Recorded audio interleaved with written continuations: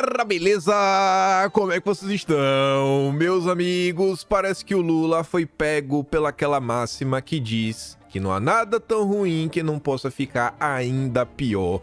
A crise que a esquerda está vivendo no Brasil só faz aumentar. E para falar sobre isso, eu dividi o vídeo aqui em 4 partes, onde eu quero comentar ainda mais sobre o fracasso do ato do dia 1º de maio. A turma da USP apareceu, os números, meu Deus, foram vergonhosos mesmo, com todo o apoio, com Rouanet, com Petrobras. A Globo falou sobre isso, Estadão foi editorial, teve jornalista que colocou as mãos na cabeça, meu Deus, o que é que tá acontecendo? Teve aí o filho da Miriam Leitão falando sobre como é que o judiciário viu, né? Porque parece que eles vão ter que punir o Boulos, algo que eles não queriam, a não ser que eles queiram dar munição para o bolsonarismo, reclamar que a justiça é parcial. Vamos falar sobre isso, vamos falar sobre outros assuntos nesse primeiro tema, mostrar algumas repercussões sobre a Globo em relação a outros setores, o governo analógico não sai do lugar, para depois falarmos sobre o que está acontecendo no sul do país, todo o descaso do governo, mostrar algumas notícias que saíram ontem, uma nova fala absurda do Lula, né, nessa viagem que ele fez. Assim, é indescritível o que esse cara tá fazendo com sua própria imagem. Depois eu quero falar sobre algumas coisinhas que rolaram dentro da esquerda. Ontem a Globo fez um movimento estranho, levou o João Pinheiro lá, a própria esquerda reclamou, o João Pinheiro que falou do bolsonarismo moderado.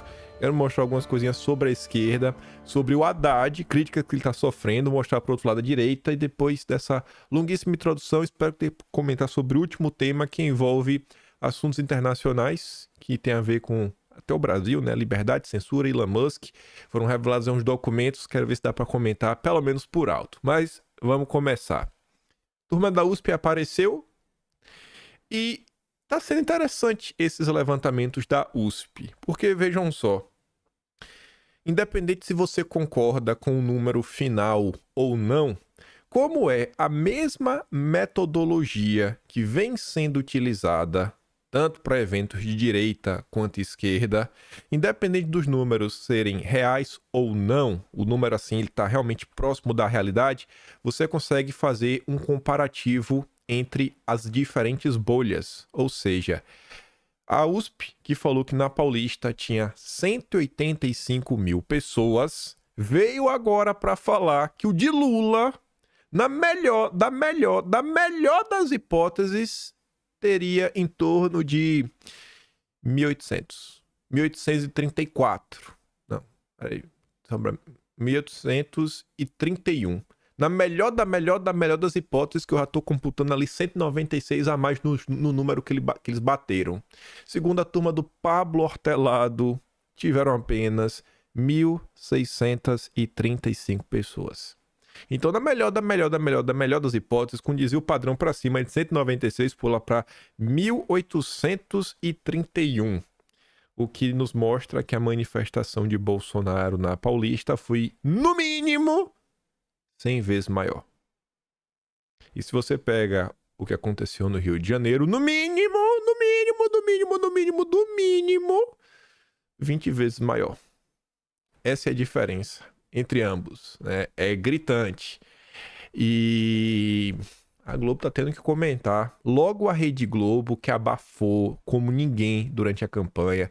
Muita gente comentou em 2022, ao longo das eleições, que a Globo vinha proibindo Lula de pisar na rua, porque era a única coisa que a Globo não conseguiria esconder. Seria difícil controlar o dano da imagem do Lula se ele pisasse na rua e mostrasse o seu fracasso. E agora ficou claro, né? Mas ficou muito claro. E talvez, se o Lula não tivesse falado do Boulos, não estava aí repercutindo dessa forma. A turma da Globo News está ali sentando a bolacha. Mário Paulino fala sobre o ato do 1º de maio em São Paulo. A imagem aérea é muito contundente, foi um fracasso. Segundo o monitor da USP, foram 1.635 participantes nesse ato. E se esperavam pelo menos 50 mil pessoas. Parabéns, Lula. Grande fracasso. Eliane Cantanhede escreveu um textão ontem, mas eu trouxe aqui um parágrafo. O 1º de maio de 2024 é um marco para Lula e para o PT jamais esquecerem. Tudo errado, mas o mais preocupante é como Lula está fora da realidade, sem compreender que o mundo mudou e o Brasil, o equilíbrio político, as centrais sindicais, a disposição das massas, o PT e o próprio Lula, afinal, também mudaram. Foi-se o tempo em que eles mobilizavam até milhões de pessoas. Foi e continua sendo melancólico, com as fotos na mídia e circulando nas redes bolsonaristas. Eu fiquei pensando bastante aí sobre essa manifestação. E para eu bater o martelo, eu vou levar pelo menos aí uns 2 anos sobre o que eu fiquei pensando ontem. Mas olhando assim, manifestações importantes no Brasil, nós tivemos várias. Eu não vou nem colocar o 7 de setembro nesse aspecto, mesmo ela sendo uma manifestação importante, porque o 7 de setembro eles tiveram uma questão diferenciada. Vamos falar assim, né? Vocês comparam muito na época. Mas quando olha manifestação para falar sobre a força política de um movimento, acho que antes do primeiro 7 de setembro a coisa já estava muito forte, já estava muito clara, né, a força da direita, mas tem algumas manifestações no Brasil, 2 pelo menos, que eu acho que podem entrar nesse rol do 1º de maio do Lula. Primeira delas, 26 de maio de 2019. A segunda delas, 12 de setembro de 2021. E a terceira, 1º de maio de 2024. Essas 3 manifestações elas podem ter meio que a mesma componente, algo similar. Eu já explico. 26 de maio de 2019. Que manifestação foi essa? A primeira grande manifestação do governo Bolsonaro. O governo tinha começado, Rodrigo Maia estava segurando tudo, corria o risco, inclusive, de expirar a medida provisória, não sei se era MP 900, era uma MP sobre a reorganização do governo. Bolsonaro querendo reduzir o número de ministérios e Maia sem querer deixar. Então, podia até expirar. As pessoas foram para a rua em relação a isso, reforma da Previdência e várias outras pautas. Na época, a turma do MBL começou a gestar a narrativa do autoritarismo, do gabinete do ódio. Não tinha gabinete do ódio, né? Mas não, querem fechar o Congresso, fechar o Judiciário, todas aquelas maluquices. E essa manifestação, era a prova de fogo para o bolsonarismo, foi colocado na época, porque se não fosse ninguém, e aí? Porque até então as ruas, quem tinha o domínio das ruas, o consórcio vendia isso, era o MBL, era o Vem Pra Rua, eram os movimentos liberais. Então, quando a galera vai e mostra a força, ali foi um carimbaço, assim, pra imprensa, o bolsonarismo é a verdadeira força das redes sociais. Naquele primeiro momento, o MBL começou a perder força. Começou a perder força. E aí o MBL tentou esboçar uma reação em 12 de setembro de 2021, aquela manifestação que tem a foto clássica do Amoedo, que atrás dele tá aquela bandeira da Força Sindical, tava Orlando Silva, várias outras pessoas, e foi um total fracasso. Aquela manifestação, enquanto a 26 de maio de 2019 marca quando deu tão certo que mostrou, olha, a direita vai crescer, e não parou de crescer. Quando você olha o que o MBL fez, olha como é que tá o MBL hoje. Só fez cair e virar motivo de chacota. Então, talvez essa manifestação do Lula, e talvez aí vai ter que esperar um tempo para poder bater esse martelo, possa ter o mesmo efeito da manifestação do MBL, do 12 de setembro de 2021. Assim, a máscara caiu de vez. O MBL perdeu a sua serventia porque o establishment ainda achava que o MBL tinha alguma utilidade porque conseguia, né, movimentar as ruas. Não consegue mais. O MBL foi jogado na lata do lixo. A galera olha pro Lula e fala, não, o Lula tem popularidade, será? Fica cada vez mais parecida, você vai olhando no contexto das coisas, das movimentações, que Lula só era necessário para, junto a outras questões, tirar Bolsonaro. Parece que o PT já está se tornando descartável. O Estadão escreveu um editorial para falar sobre isso, né? A imagem do fracasso, reforçando a ideia que o PT é descartável, não serve mais para nada. É histórica desde já a constrangedora foto do presidente Dilma discursando para um punhado de gatos pingados em pleno 1º de maio. A imagem não deixa margem para dúvida. A agenda política da esquerda e a do PT em particular, se desvela hoje tão vazia quanto a minguada plateia reunida anteontem lá no estado do Corinthians. Pouca gente se abalou ao ouvir o que Lula tinha a dizer no Dia do Trabalhador, porque o próprio presidente não consegue se conectar com os trabalhadores do século XXI. Em cima do palanque, confrontado por tantas clareiras diante de seus olhos mal acostumados com aquela cena desoladora, especialmente no Dia do Trabalho, Lula se exasperou. O ato está mal convocado, resmungou o petista. Nós não fizemos o esforço necessário para levar a quantidade de gente que era preciso levar. Reclamou dirigindo a bronca ao secretário-geral da presidência, Márcio Macedo, a quem Lula atribuiu a missão de ser o responsável pelo movimento social brasileiro, seja lá o que isso signifique. Não se sabe qual foi a estratégia de comunicação do governo para a celebração do Dia do Trabalho, um marco importante para a construção da persona pública de Lula, por razões óbvias. Esse é um mito fundador do Lula. É o Partido dos Trabalhadores. Gente, assim, não tem um fracasso mais retumbante. O 1º de maio pro Lula é o 7 de setembro para Bolsonaro. Por isso que eu tô falando assim, eu parei muito para pensar sobre essa manifestação. Isso daqui não é à toa. Não é à toa. Não é a primeira vez que a esquerda fez um ato fracassado. Agora, mês passado, 23 de abril, a esquerda foi na frente da USP, Democracia, o Disseu estava lá, a Gleice estava lá na Bahia. Não teve essa repercussão, não teve editorial comentando, não teve debate dentro da Globo News. Agora, o 1º de ato, ele é simbólico. Esse ato é simbólico. A gente vai lembrar desse 1º de maio. O governo Lula, ele realmente sim tá com o pé no acelerador em busca do abismo. A Globo News falou isso, mas a gente vai chegar lá.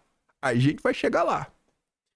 O fato é que, por mais brilhante que essa estratégia tivesse sido, e ainda por cima contando com o recurso dos contribuintes por meio da Lei Rouanet, patrocínio da Petrobras e da filmagem da estatal Empresa Brasileira de Comunicação, EBC, o ato não poderia ser diferente do fiasco que foi por uma razão fundamental. O Brasil é governado por um presidente que não viu o tempo passar. Não resta mais nenhuma dúvida, pelo menos, que o Estadão já virou oposição. Fortíssimos durante décadas, até por força da imposição legal, os sindicatos e as centrais sindicais, que tradicionalmente enchiam as ruas no 1º de maio, hoje não passam de um decalque esmaecido de uma representação profissional que no ágio do sindicalismo gera passível de críticas por suas vinculações partidárias.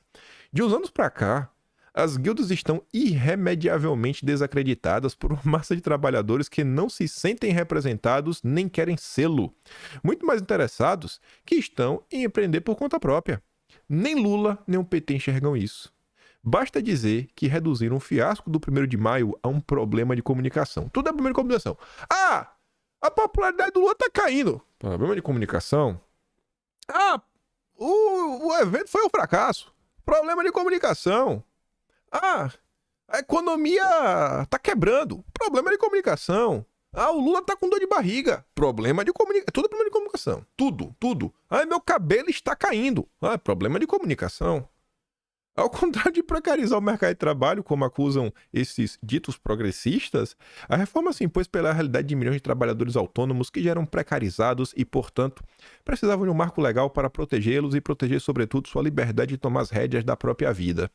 O mercado de trabalho está aquecido e a renda média aumentou, ainda que pouco. Eu não sei se isso é verdade. Mesmo que seja verdade.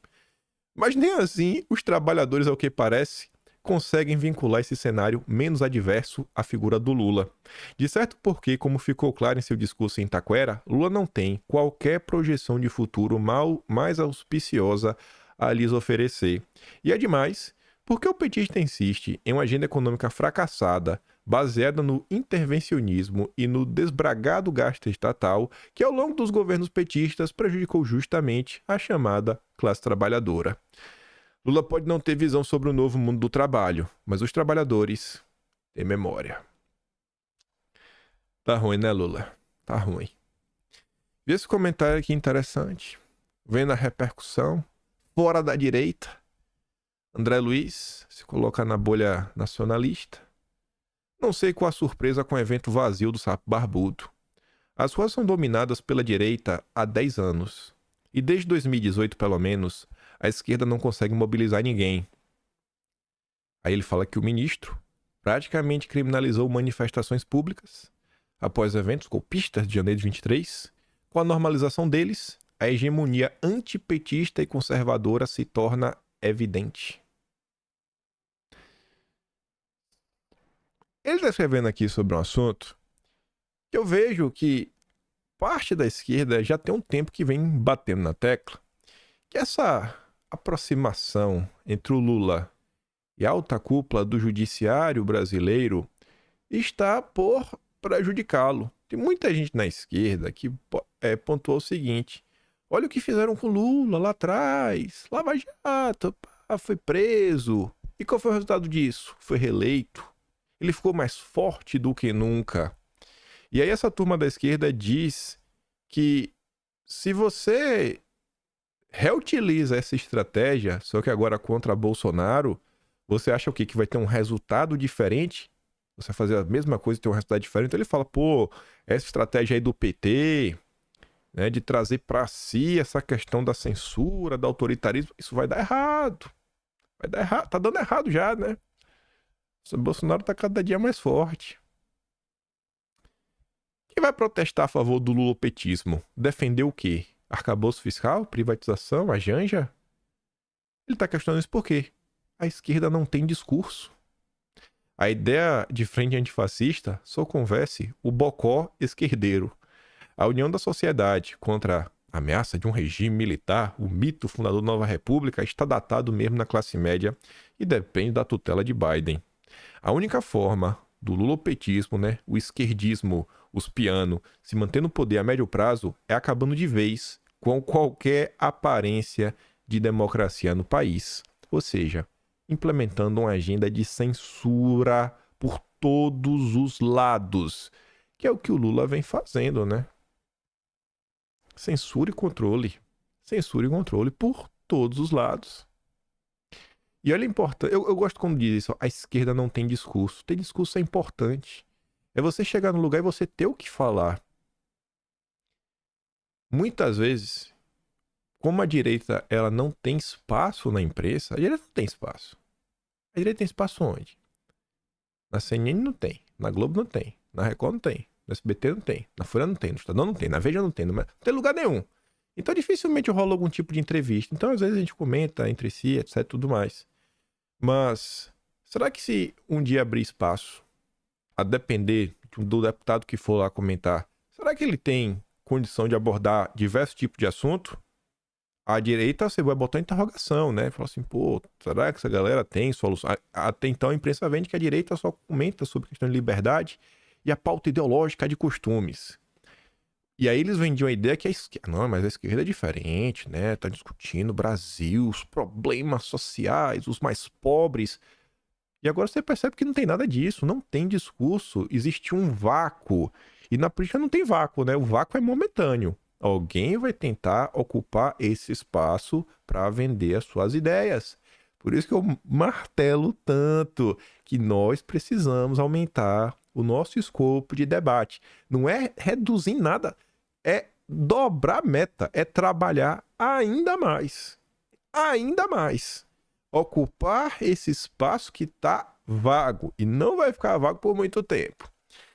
Aí, diante dessas leves críticas aí, que eu acho que é mais uma análise do que está acontecendo, né? Ninguém está caçoando muito do Lula. Reinaldão resolveu fazer um pequeno comentário, 15 segundos, que eu acho que diz muito sobre o estado das coisas atuais. Vê só. E uma imprensa, na média, hostil ao governo como eu nunca vi nos últimos tempos, né?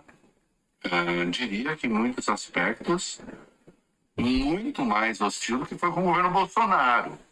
E uma imprensa... Mais hostil que o governo Bolsonaro, aí tu forçou, né? Mas é bom ver assim o Reinaldo Azevedo mostrar que... O que ele tá falando no final do dia? A galera não tá passando mais o pano que passava antes. Basicamente só tem a Globo, que já tá daquele jeito, viu? Já tá balançando. Eu acho que o André Luiz ali foi bem preciso. A única forma do petismo se manter no poder é se não tiver democracia. Partindo realmente pro autoritarismo, assim, mais puro e refinado que existe. Do jeitinho que eles gostam. Mas só pra refutar o Reinaldo Azevedo, né? Não deixar que ele fique nessa. Ai, o Lula está sendo tão maltratado pela imprensa. Segundo o Sakamoto, ato de Lula em São Paulo pode ter sido falha estratégica de localização. Tentando tapar o sol com a peneira e passar aquele paninho. Já o Leandro Loyola, lá no bastidor, pegou uma nota. Tá reclamando de Bolsonaro, sem ler o texto, pode ter certeza. É o Leandro Loyola. Sempre esse cara. Tem uns jornalistas que eu vejo que os caras têm assim uma doença por Bolsonaro. Mas olha que loucura. O começo é ruim. Há algo errado quando Lula pede votos a um pré-candidato a prefeito antes do período permitido, em desrespeito à lei eleitoral, né?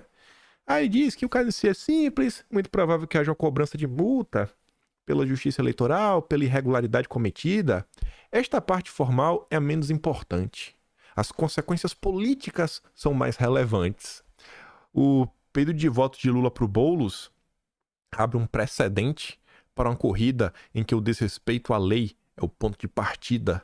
O ex-presidente Jair Bolsonaro pode fazer o mesmo. Então, o problema não é o Lula, né, ter cometido aí uma infração eleitoral. Isso não é o problema, não é o problema. O problema é que o Lula dá brecha para Bolsonaro. E Reinaldo Azevedo ainda reclama da imprensa. Matheus Leitão vai falar a mesma coisa, ó. Entenda. Como o Lula deu a largada na batalha eleitoral de 2024. O Brasil vive hoje uma polarização que já se estende desde a reeleição da Dilma. Aliás, ela só se agravou de lá pra cá. A declaração do atual presidente, que tem vasta experiência política e já governou o Brasil outras vezes, não ajuda em nada nesse aspecto. Não adianta depois condenar as maiores sandices e agressividades da extrema-direita, se antes mesmo da eleição municipal o PT não está seguindo as regras do jogo. Lula, você está dando argumentos para a direita, depois não vai poder reclamar da direita porque você está fazendo o pior desde já. Na luz do dia. Na luz do dia, né, Lula? E aí o Matheus Leitão, calma. Era pra eu ter colocado isso daqui depois do Matheus Leitão, mas tudo bem. A gente vai voltar a falar dele de novo. O Mário Sabino escreveu lá um texto, falando um monte de coisa. Aquele óbvio que todo mundo sabe. O que eu achei engraçado foi essa opinião, que ela não é popular nos veículos do consórcio, ou pelo menos você não vê nenhum veículo assumindo isso, né? Nenhuma matéria na imprensa onde isso é dito com todas as letras. Ali é a manchete. Afronta legal, o fiasco político e o ato imoral de Lula em São Paulo. Aí lá pras tantas, chegando no finalzinho, o Mário Sabino fala o seguinte, ó. A menos que tudo tenha mudado do dia para a noite, Lula deverá sair praticamente ileso de mais essa. Por quê? A mão forte da justiça eleitoral é seletiva. Só alcança quem está à direita no espectro ideológico. A mão leve para os mãos leves da esquerda. A mão é leve para os mãos leves da esquerda. E aí o Matheus Leitão tá dando a entender que talvez, dessa vez role alguma coisa, porque o Brasil inteiro viu, né? Fica meio ruim se não der nenhum tipo de punição pro Lula. Aí essa seletividade talvez fique muito feia. O forte mal-estar gerado por Lula e Boulos no TSE. Entenda. Eu adoro esse entenda do Matheus Leitão. O pedido de voto, né, gerou um forte mal-estar. Segundo a coluna apurou, a avaliação entre ministros da corte é de que o mandatário petista errou na mão, abrindo sim a possibilidade de uma discussão sobre eventual infração eleitoral. Ô Lula, rapaz, olha, a gente tenta, mas tu tá forçando a barra, viu, Lula? Tu tá forçando a barra pra gente ter que entrar em campo. Aí a turma da Globo News estava debatendo mais. Lula está analógico. Ele não está caído na real. O que é que significa? Que o Lula só tá criando mais problemas pra si mesmo, né? Vamos botar assim de forma bem simples. Ele só tá gerando mais e mais crises, mais e mais crises, mais e mais crises. O Lula não consegue estancar, né? O problema só faz aumentar. Natuzaneri destaca que o presidente não tem celular, mas sabe que o governo tem o pé direito baixo em termos de popularidade. Há uma desarticulação geral do governo. O pé dele lá embaixo. Tá acelerando. Tá acelerando. Turma já tá percebendo. Já tá percebendo. Que é pai vai fazer o quê? Lula lá, sem o autoritarismo, sem censura, sem arbitrariedades, não tem como se reeleger. Mas de jeito nenhum. É a certeza da volta da direita. Blindagem excessiva para falar com o presidente Lula? Para Daniela Lima, sim. Natuza traz análise do perfil de Lula 3. Tem um perfil assembleísta. Ninguém chama o Lula pelo nome. É um mau sinal. Mário Paulino afirma, virou entidade e só fala com alguns que não levam à realidade. Se você não encara a realidade de frente, o que é que lhe aguarda? Uma queda feia. Nossa, teve que começar a discutir, né? O que vai ter eleição agora? Ninguém vai estar muito cabeça para isso. Espero aí que nossas lideranças já comecem a discutir. As lideranças de direita. A turma que vai estar envolvida na eleição, né? Numa chapa e tudo mais. Comece a discutir o que é que vai fazer. Porque 2027, 1º de janeiro de 2027, é a gente lá de novo. Aí o Lauro Jardim traz mais uma confirmação que a coisa não tá bem pro Lula. Lula que fugiu pro Blue Sky, né? Tentou fugir, mas já voltou pro Twitter, né? A esquerda fingiu fugir, já voltou. Nos últimos 30 dias, Lula perde seguidores no Instagram enquanto Bolsonaro avança. Assim como nas últimas semanas, nas redes sociais, sobretudo no Instagram, postagens no perfil oficial do Dilma têm sido mais frequentes. Mesmo postando mais assíduo, mais frequente, os resultados ainda não vieram.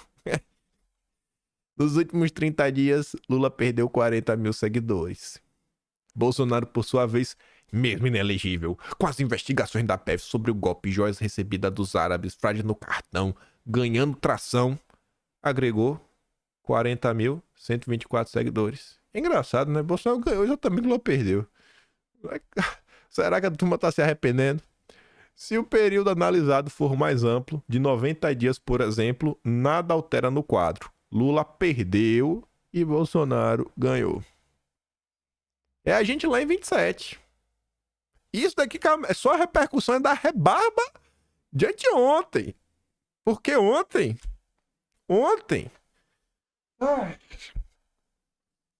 Acho que esse tema aqui poderia mostrar o descaso brasileiro. Pode ser o nome, se tivesse um nome sobre o tema. O descaso brasileiro.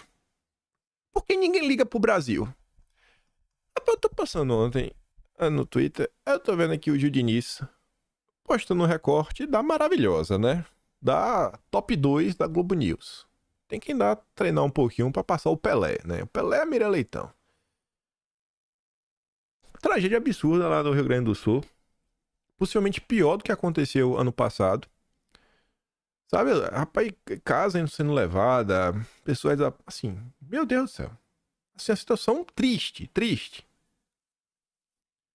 Aí a preocupação da Daniela Lima é com quem vai ter o protagonismo. Ela tá preocupada com o protagonismo.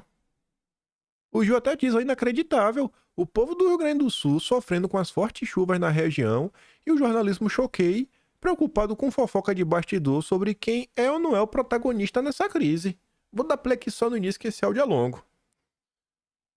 Para colocar isso em perspectiva, de novo por dever de ofício, você precisa entender que ao lado do Sudeste, o Sul é a região, né, onde a oposição ao atual governo, onde o bolsonarismo demonstrou mais força. Eduardo Leite, inclusive, é ele próprio o nome do PSDB hoje, que teria condições ou está construindo uma caminhada presidencial. E aí, o que ele fez diante do desastre, do tamanho da monta dessa tragédia, foi as redes sociais cobrar a ajuda ontem, dia 1º de maio, do presidente Luiz Inácio Lula da Silva. Ao fazer isso, ele abriu um flanco para que Lula se tornasse protagonista. O que fez o presidente da República em sequência? Grava um telefonema no qual, em tom muito ameno, ele se refere a Eduardo Leite como querido e dá o tom da solidariedade e mais, avisa que está pensando em ir ao Estado, ou seja, divulga ali o que seria depois, claro, um convite irrecusável. É mais ou menos como alguém bater na sua porta oferecendo ajuda. Nesse caso, não tinha muito o que fazer. Eu vou expor aqui para vocês um pouco a conversa que tive com um dos caciques do PSDB. Já deu pra sentir, né? A bicho tá preocupado, não, como é que vai ser, aquilo, outra repercussão, não, mas o bolsonarismo do Sudeste, o Lula tem que ver, abrir um flanco, né, pra ser... Rapaz, é uma loucura, loucura. Diante de tudo que tá acontecendo no sul do Brasil, essa é a preocupação da Globo. Aí você vê prioridades. Eu vi essa notícia, aí eu falei, calma, não vou jogar pedra ainda. Não vou jogar pedra. Porque eles assinam com 300 mil sem luz no Rio Grande do Sul. O ministro de Minas e Energia está em Roma. Aí eu pensei, não, mas poxa, às vezes ele foi semana passada, às vezes ele foi 20 dias atrás e ainda não voltou. Não, vamos dar aqui uma colher de chá. Aí eu fui olhar a notícia antes de trazer. Aí não tem como defender, pra mostrar que não é pegando no pé. Ele viajou na quarta-feira. Gente, na quarta-feira o problema já tava 1000. O problema não diminuiu na quarta-feira, só tá aumentando. Uma tragédia que tá escalando. Não, tá lá em Roma, né? Vai votar com o Papa. Pedir a bênção. Me dá a bênção, Papa. Assim, é uma displicência, né? Literal. É o descaso. É o descaso. É o descaso. Esse daqui é o ápice do descaso. Essa senhorita aqui é um jornalista da Rádio Gaúcha. Você já vai entender. Depois eu vou dar play no que o Lula diz, pra você ver que ela não tá mentindo. A região, quando passou pela imprensa, que o presidente Lula disse foi que está torcendo pelo Grêmio e pelo Internacional. Kelly. Eu nem entendi o contexto, né? Não, enfim, nem quero falar sobre isso agora, não vou entrar em política, Rosane, porque é o momento em que a gente está precisando de muita ajuda e eu tenho certeza que há pessoas que estão bastante comprometidas em resolver os problemas. A região, quando passou pela... Como é, também não entendi. Não. O Lula falou do Grêmio. Meio perdido, né? O que é que tá acontecendo, né? O que é que tá acontecendo? Mas eu acho que não é questão de política. Acho que é importante realmente falar, para entender a tragédia. Até para dar para as pessoas, né? A versão real dos fatos. O que é que tá guardando elas no que depender do presidente da República. Vamos ver o que essa senhora tá se referindo, né? Essa jornalista tá falando que quando o senhor Dilma chegou e foi abordado aí por uma pessoa, eu vou mostrar para vocês a palavra de carinho do Lula. Veja o homem preocupado com a tragédia do Rio Grande do Sul. As palavras, né, para as vítimas.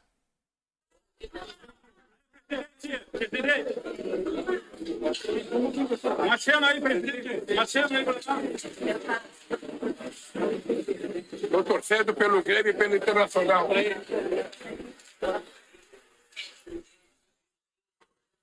Do nada, sem ninguém perguntar. Não tô torcendo pelo Grêmio e pelo Internacional. Tá todo mundo lá tá assim, ó. E aí? Todo mundo querendo ouvir uma palavra de conforto sobre o que o governo federal vai fazer para ajudar quem tá ilhado, quem perdeu seus bens, quem perdeu sua casa, quem tá com ente desaparecido. Aí o que o Lula fala? Eu tô torcendo pelo Inter e pelo Grêmio, viu? Aquela clássica. Imagine se fosse Bolsonaro. A clássica, né? Imagine se fosse Bolsonaro falando isso. Aí eu duvido que a jornalista da Gaúcha até fala, não vamos falar de política, não. Não vamos falar de política, não. Já vimos o descaso do Daniela Lima, descaso do ministro, descaso do Lula. Pra você ver, né? Você fica, mas será que realmente é descaso do Lula? Será que realmente é descaso do ministro? Aí vai acumulando as coisas. Aí fica difícil de parecer que não é descaso. Mesmo com chuvas, governo mantém data do CNU, o Enem dos concursos. O governo federal decidiu manter as provas do concurso unificado chamado Enem dos concursos no Rio Grande do Sul, mesmo diante das fortes chuvas que afetam o estado. Rapaz, isso aqui é desumano.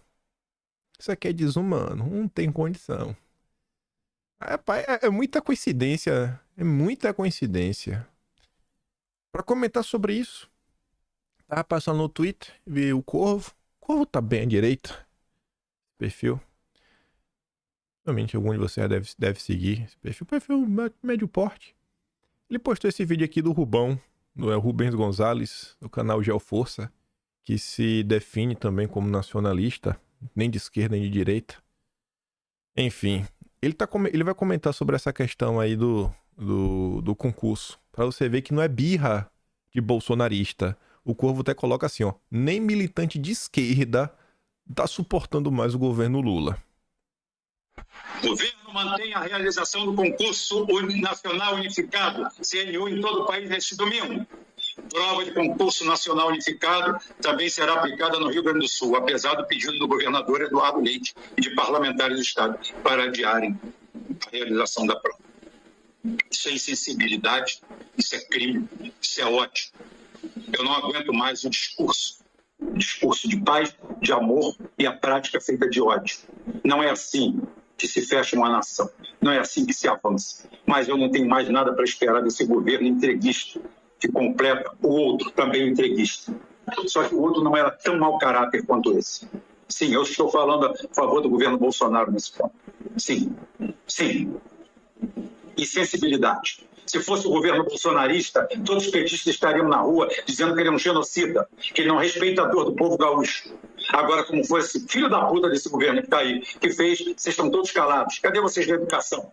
Cadê os maconheiros do DCE? Hein? Cadê a turminha de vagabundos, parasitas, que entraram para o serviço público através de concursos fajutos feitos nas universidades públicas brasileiras? Cadê? Cadê a turma que está pela Europa passeando? Os identitários, a doutrina woke, passeando pela Europa com o rabo cheio de dinheiro das universidades públicas brasileiras para voltar de lá e não trazer um átomo de um ponto de exclamação de melhoria do sistema. Muito pelo contrário, a única coisa que nós conseguimos implementar foi o TOTS. Qualquer fossa de universidade pública brasileira, você vai ouvir falar em TOTS. Em banheiro misto para todo mundo. É isso. A situação tá num ponto que não precisa nem falar assim, não, é o que eu digo, não precisa nem recorrer ao bolsonarismo, aos blogs de direita, né? A turma de esquerda agora chama de Revista Faroeste, né? Oeste, né? A Gazeta do Povo, que mais? Jornal da Cidade, Terra Rápido Notícia, Gazeta Brasil. Não precisa. Não, tá escancarado o que tá acontecendo no Brasil. Tá escancarado. Até você vê como ele trata Bolsonaro. Falou, o governo entreguista também, mas, pelo menos, o governo Bolsonaro tinha compaixão. O cara reconhece, né? Nossa, fiquei até surpreso com isso. É desumano. Eduardo Leite falando, Lula, pelo amor de Deus, não faça isso. Os parlamentares falando, Lula, pelo amor de Deus, não faça isso. Não, mantém a data aí do concurso. É muito amor, viu? É muito amor. Aí você vê, ó. Será que é descaso? Chuvas no Rio Grande do Sul. O governo federal deixou de repassar 1/3 das verbas prometidas na última tragédia. Aqui ficam jogando um problema pro outro. As informações constam de um levantamento feito pelo Ministério, a pedido da CNN. De acordo com a pasta, a responsabilidade pelo valor que não foi repassado é a falta de projetos pelas prefeituras. Então fica, o governo não pensa em nada para a região, as prefeituras também não mandam nada, e quem que sobra é o povo. Quem sobra é o povo. Então, para não ter essa desculpa que a prefeitura não fez nada, escolha bem o seu prefeito. Sei que vocês vão escolher bem, né? Não tem nem para que falar isso para vocês. Vamos então rezar para que os nossos brasileiros, nossos irmãos brasileiros escolham bem os prefeitos. Aí vamos continuar ainda falando de descaso. A velocidade aí que não tem para cuidar das tragédias. Quando é na relação do Dilma com o Congresso, aí você vê toda a boa vontade. O Planalto libera 4,9 bilhões de emendas em um dia e bate recorde. É o maior valor liberado pelo Palácio Planalto em apenas um dia. Prioridades. A do Lula não é o povo. Ou qual é, eu não sei. O povo aqui não é. Aí sabe quem tá pegando aqui esse vácuo aí da questão de dinheiro? É o Brasil, é o descaso. O descaso é a marca da esquerda. Eduardo Paes, eu não dei 10 milhões para o show da Madonna, não. Eu dei 50 milhões. De eleição, né? Os wokezinhos identitários, a galerinha... A Madonna tem um negócio que ela desperta que eu não entendo como é que tem tanto fã. Bill Leib das ideias. Aí o deputado estadual, Anderson Moraes, tá ali falando, ó. O fanfarrão ainda debocha com o povo carioca. Para se saber se o gasto traz retorno financeiro ao Rio, precisaria avaliar as receitas de despesas brutas do evento, coisa impossível nesse circo dele. O que é fato é que a cidade está com diversos problemas graves, a maioria criado por ele, se endividando novamente até o pescoço e o que se vê é oba-oba. O Rio clama por alguém sério e decente. Chega dessa palhaçada. Aí tá ali, né? Show da Madonna custar 20 milhões aos cofres públicos. E o Carlos diz, ó... Diante de tantos fatos curiosos com os gastos e movimento da Prefeitura do Rio, frente a este evento, utilizando recurso do contribuinte, no último dia 18 de abril, protocolei requerimento de informação número 3519/2024 para dirimir dúvidas quanto ao evento show da cantora norte-americana Madonna.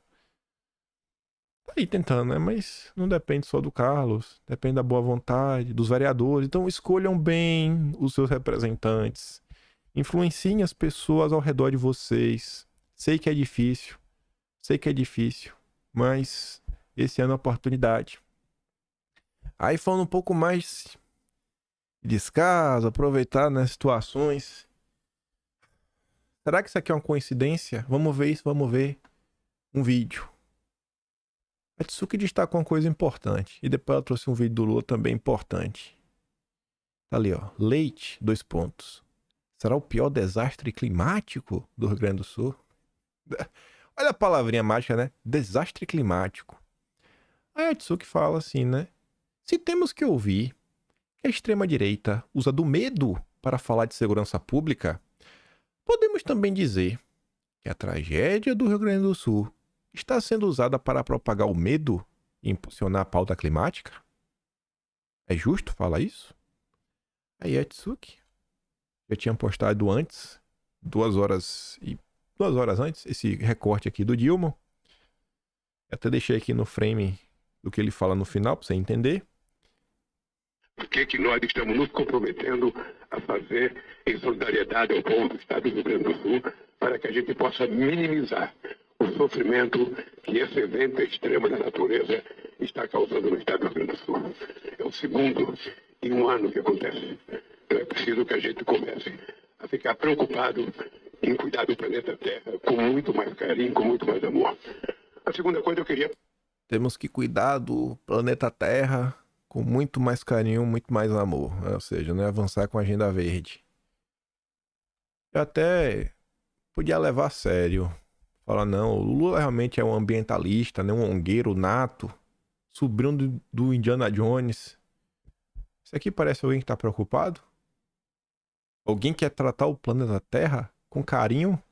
O Brasil registra 17 mil focos de queimada em 4 meses e bate recorde.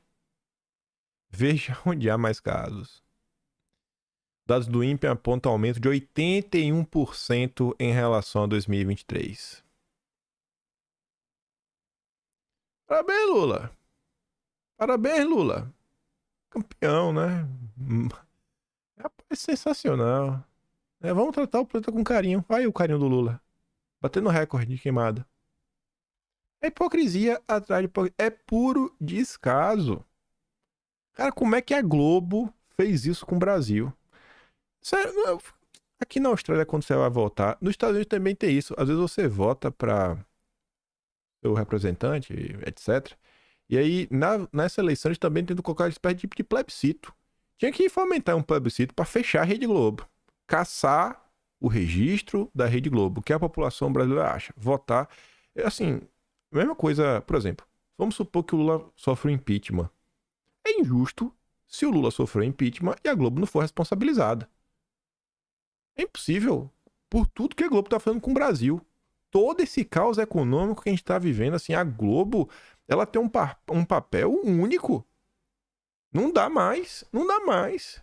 Olha tudo que está acontecendo. É só miséria atrás de miséria. E essa miséria, e falando da Globo, ganhou um novo capítulo ontem.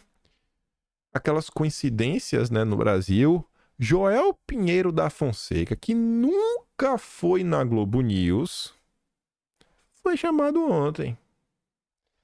Um ponto, ninguém duvida nesse caso. Houve infração à lei eleitoral brasileira. Chamaram o Joel para falar do ato Lula, né? Crítico, papapá.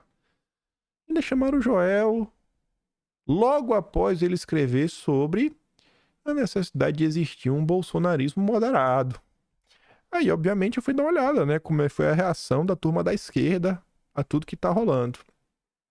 A galera mais woke, né? Os mais o petistão mesmo, aquele inquisidor autoritário, tá ali, ó. Joel Pinheiro na Globo News. O cara que defende a ideia de uma extrema-direita moderada a emissora abraçou a extrema-direita mesmo. A galera tá falando que a Globo vai pro lado do barco.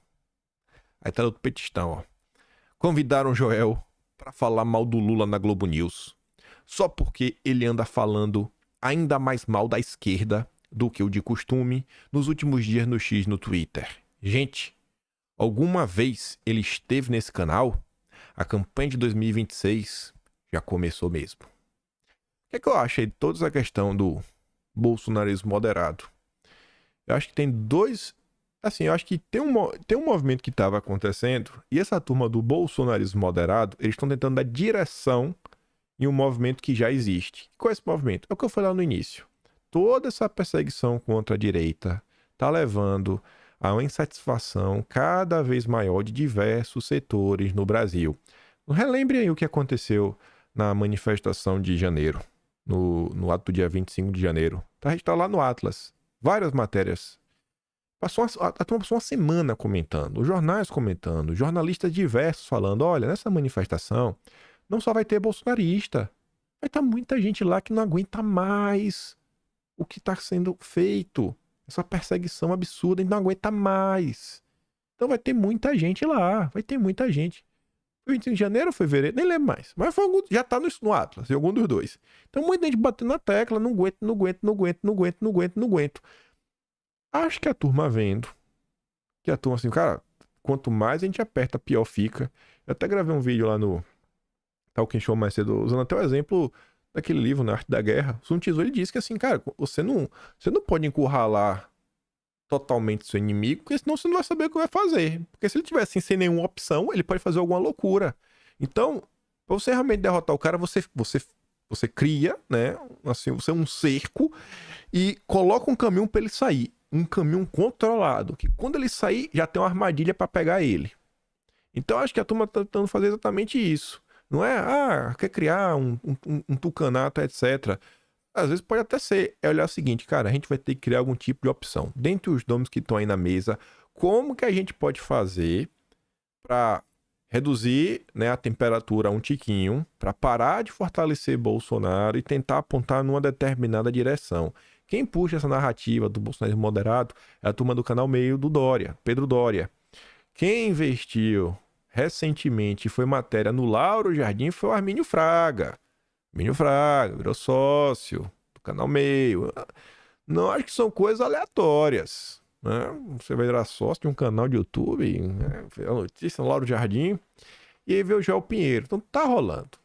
Eles querem emplacar algum nome que seja mais, né, palatável, que o mercado goste, para ir fazendo, né, todo aquele cerco, para tentar, querendo ou não, a depender do resultado, ter um canal de diálogo, continuar avançando com algumas pautas, daquele jeitinho que eles gostam. Aí o Joel Pinheiro voltou ontem para falar mais uma coisa. Quem acha que a esquerda no Brasil se caracteriza por lutar contra os privilégios da elite está completamente perdido. E não é só o Joel que pensa isso, né? Você vê que é aquelas percepções que estão crescendo na sociedade. A coisa tá ficando cada vez mais feia. A galera não tem discurso, não tem nada. Eu já tinha mostrado pra vocês aquele tweet ali abaixo, ontem, em vídeo. Eu falei, ó, isso aqui é interessante. E aí hoje eu vi, né, pra mim, ontem pra vocês, ele acabou rodando, mais uma vez aparecendo naquela conta do André Luiz. E eu quis trazer aqui por uma razão, vocês já vão entender. O cara tá falando o seguinte: epítome do esquerdismo. Esquerdeirismo. Esquerdeirismo, é. Não se fala mais em trabalhador, mas em negros, gays, trans, mulheres cis, povos originários. Não se luta mais por transformação socioeconômica e contra a classe dominante, mas contra a cultura popular, rotulada disso, daquilo, outro, etc. Mas pipipipipi. Aí, olha o que ele diz agora, ó. O capitalismo conseguiu fragmentar toda a voz discordante, de modo que a sociedade se divida num todos contra todos, em que a vitória é determinada pelo tamanho de cotas em concursos e pelo direito constitucional à vitimização. Em meio a esse caos, a economia financeirizada e as multinacionais reinam. Aí, eu quis trazer isso aqui por uma razão. Eu acho que o primeiro parágrafo, a maior parte das pessoas vão concordar, sendo um tipo de discordância, não é nenhum tipo de... realmente, a esquerda mudou totalmente de agenda, a esquerda virou 100% woke. Woke. No segundo parágrafo, ele tá falando assim, não, o capitalismo conseguiu fragmentar toda a voz discordante. Aí já vai ter gente falar, então, ele tá defendendo o que? O comunismo? Então ele está defendendo o comunismo? E aí que tem um ponto. Eu acho que é salutar que a gente consiga ver o que está acontecendo e interpretar à luz dos nossos termos. Quando ele está falando assim, ó, o capitalismo conseguiu fragmentar toda a voz dissonante, eu acho que seria mais palatável para a direita e mais fácil de entender se ele tivesse escrito assim, ó, o globalismo conseguiu fragmentar toda a voz discordante. Porque é isso que ele está falando no final do dia. É a agenda globalista. Um nós contra eles a nível internacional que se tornou diversas, não é nem mais classes, né? Agora é identidades. Tanto que no final ele termina, ó, em meio a esse caos, a economia financeirizada e as multinacionais reinam. Que é a economia financeirizada? É a Faria Lima. É você deixar de focar em aumentar a produtividade, criar fábricas, criar produtos, começar a ganhar dinheiro comprando e vendendo ações, na valorização das ações do mercado, assim, cara, é um negócio que é tão ridículo, é especulação pura. E multinacionais reinam, que é uma verdade também. Então, eu acho que é importante a direita aproveitar este momento para ver todas as críticas, porque aquele afegão médio que não acompanha política, muitas das vezes, mas que vem de uma formação meio ruim da escola, que teve um professor, doutrinador, etc. Às vezes os termos que ele conhece são outros. Temos que procurar nos fazer entendido, nos fazer ser entendido, e nós temos que também procurar ser maleável para entender o que os outros estão reclamando, para ver que se dentro das reclamações deles existe algo que realmente, pô, essa ideia aqui que ele está reclamando, poxa, nós temos a solução. Nós temos a solução. E tentar mostrar para essas pessoas. E às vezes até utilizar o linguajar deles para se fazer entendidos. Porque qual é o nosso objetivo? Não é trazer mais pessoas para a direita? Então, às vezes, alguns termos... Eu já falei isso várias vezes, por exemplo, a direita fala de globalismo. A esquerda fala basicamente a mesma coisa sob o nome de imperialismo. Você vai entrar em discussão com um cara, você vai brigar porque ele está chamando imperialismo você globalismo? Você está preocupado em provar que o seu termo é melhor, ou você só quer mostrar para ele que realmente Lula é um entreguista descarado, que está de joelhos pro imperialismo, se ele quiser chamar assim? Pense nisso. Mais importante é a gente ganhar a pessoa. O termo que está sendo utilizado, se ela entendeu a mensagem final, o que é que está falando? Está falando de um governo que deixa a soberania nacional de lado, deixa a bandeira do Brasil de lado, deixa a economia nacional de lado, deixa o projeto de desenvolvimento de lado, para ficar agradando o Macron, agradando o Biden, ficar agradando a ONU e quem quer que seja. Olha a confusão. Eu não sei muito bem como explorar isso daqui, mas eu tô vendo aqui que tem um ponto, né, para ser explorado. O Haddad ontem postou um texto recomendando, né? Todo mundo lê. Recomenda este artigo de Braulio Borges, economista da FGV, sobre a dinâmica recente das contas públicas. Olha a repercussão do que o Haddad disse dentro da esquerda. Gente, presta atenção. O ministro da Fazenda recomendou este artigo. O que diz este artigo? Fala em atacar os pisos constitucionais da saúde e educação e destroçar beneficiários previdenciários e da assistência social.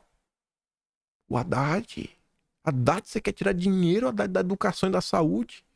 Que viagem é essa? Assessor econômico do PSOL. Gravíssimo. Ministro da Fazenda recomenda texto que defende ataques à Previdência Social, benefícios sociais e aos pisos constitucionais da saúde e educação. O ministro da Fazenda, Fernando Haddad, recomendou o texto abaixo que menciona explicitamente que a principal rúbrica que deve ser atacada em prol da austeridade fiscal é a Previdência Social. Além disso, o autor também defende um ataque aos pisos constitucionais da saúde e educação, visando o estabelecimento de novos critérios que reduzam a taxa de crescimento de gastos para ambas as áreas. O autor avança e defende o fim dos ganhos reais, congelamento para a Previdência Social e benefícios sociais. Observação: se alguém pensar em dizer que eu não fui elegante e supostamente ataquei o ministro, lembre-se que o que está sendo atacado, de fato, aí desrespeitado, né? Os direitos sociais garantidos pelos pisos previdenciários, assistenciais e da saúde e educação. Esse é o governo Lula, né? Nem a esquerda consegue defender. Aí, quando você sai da esquerda e vem para a direita, o Haddad, só no lombo do povo. No lombo do povo, no lombo do povo. E o Jair? Nosso desafio: como fazer a mensagem de Bolsonaro chegar a mais pessoas? Porque eu acho que todas as críticas que esses caras estão fazendo, a esquerda não tem discurso, a esquerda se vender, a esquerda ter largado o trabalhador, todas essas críticas, eu acho que Bolsonaro é um cara que, nas suas ideias, ele tenta trazer soluções para quem tá na pior, para quem tá na camada mais desfavorecida. Ninguém perguntou, mas ele tá lá, comentando da reforma tributária, mesmo sem mandato, pautando o debate, mostrando para as pessoas o que está acontecendo, fazendo sua parte como líder, né? Líder do maior grupo político do Brasil. Da reforma tributária, em seu estágio atual, temos apenas a certeza de seu imenso custo fiscal. O PLP 68/2024, enviado ao Congresso, é longo, complexo e sofrerá mudanças que podem torná-lo ainda mais confuso. Várias dessas mudanças serão questionadas na Justiça, gerando incerteza e novos litígios. Uma série de atividades poderão ser oneradas e existe o risco do brasileiro ter que pagar mais caro por vários produtos, como é o caso da energia elétrica e das importações.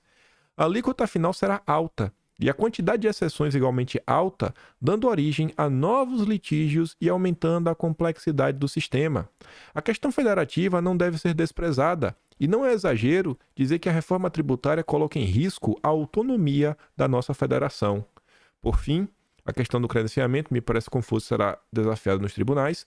Também digno de nota é alertar sobre o efeito negativo da reforma sobre o investimento, enquanto a reforma não estiver totalmente aprovada. Além, é claro, do risco de novas alterações nos próximos anos, o governo pegou o caminho das incertezas, onde a economia não costuma perdoar.